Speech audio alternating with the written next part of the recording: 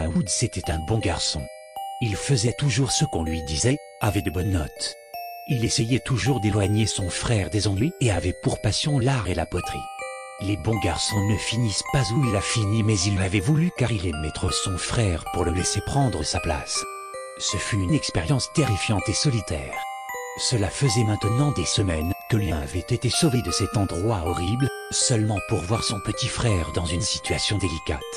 Il lui rendit visite souvent après l'école. Jeff ne pouvait pas parler, mais Lien tentait de le divertir.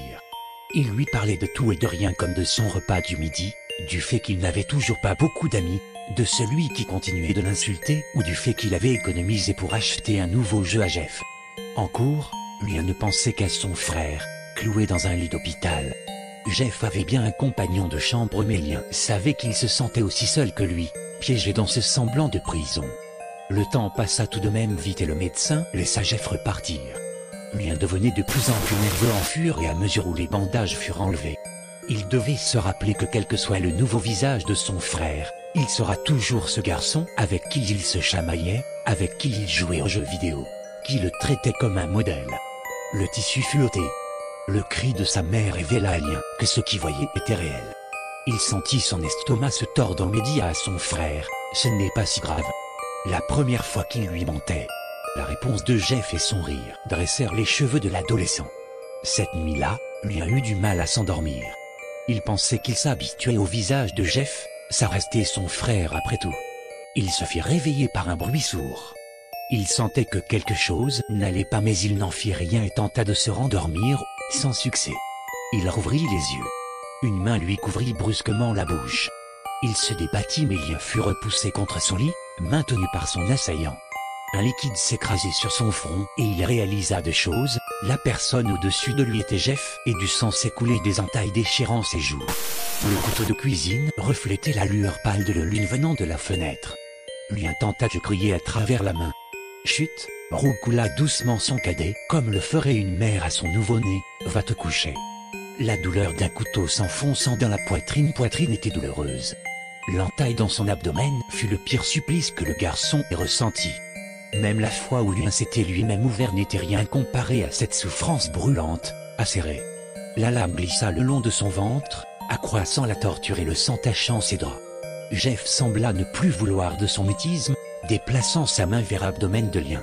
L'aîné criait toujours comme un damné quand le fou fourra sa main dans l'incision et se saisit de quelque chose.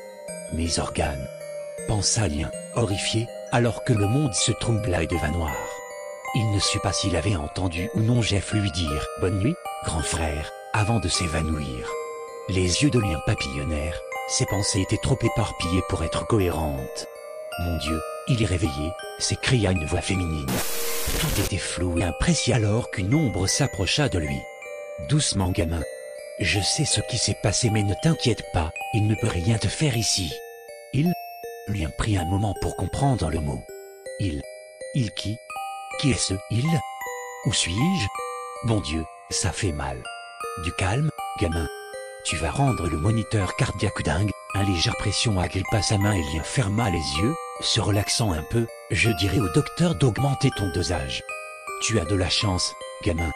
Ce bâtard psychotique a déjà tué pas mal de gens. On dirait un démon ou une chose venue droit des croquis de police.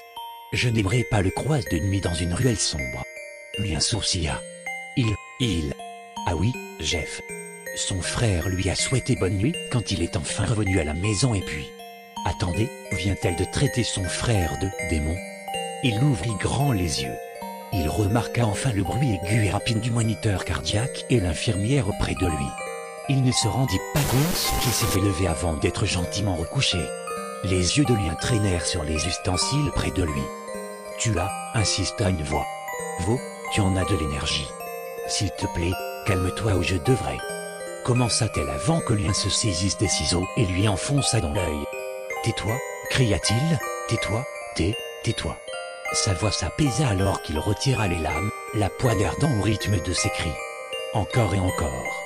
Une quatrième fois. Il perdit le compte après qu'elle soit tombée au sol. Ses yeux vertueux le toisaient, totalement vides et ses mains étaient couvertes de sang. Morte. Sors de là. Lien n'y réfléchit pas à deux fois. Il se leva et tituba jusqu'à une chaise où des vêtements avaient été déposés. Il y avait une petite carte où était inscrit « Prompt rétablissement Billy ». Il la jeta et s'habilla rapidement, sifflant de douleur alors qu'il se pliait vers ses blessures. Un regard dans le miroir révéla que son corps était couvert de points de suture.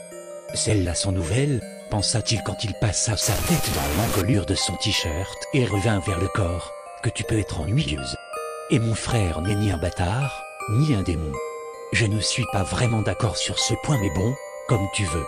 Il ignora cette voix quand il cacha le corps sous le lit et utilisa le papier toilette dans la salle de bain juxtaposée à la chambre pour faire disparaître le sang comme il pouvait. Heureusement, ça lui faisait gagner du temps. Il quitta la pièce et se dirigea lentement vers la sortie. De temps à autre, son estomac se tordait de douleur mais Lien savait qu'il ne pouvait pas revenir en arrière. Jeffrey Woods était un meurtrier. Lui Woods l'était également.